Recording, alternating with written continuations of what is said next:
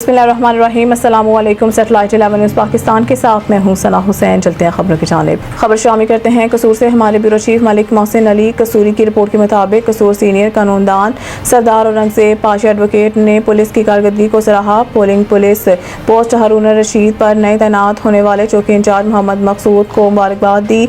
चौकी इंचार्ज मकसूद का आवाम के लिए अहम पैगाम, हेलमेट का इस्तेमाल, ज़िंदगी से प्यार याद रखें। आपकी फैमिली घर पर आपका इंतज़ार कर रही है। शहरी अपनी और अपने प्यारों की हिफाजत के लिए हेलमेट के इस्तेमाल को यकीनी बनाएं।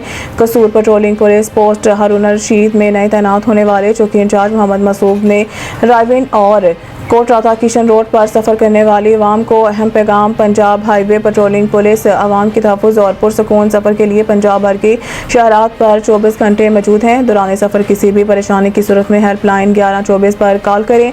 पेट्रोलिंग पुलिस की टीम कम से कम वक्त में आपके पास पहुंचकर आपकी ज़्यादा से ज़्यादा मदद करेगी। इस मौके पर सीनियर कानूनदान सरदार औरंगजेब पाशा एडवोकेट ने पुलिस की कारकर्दगी को सराहा।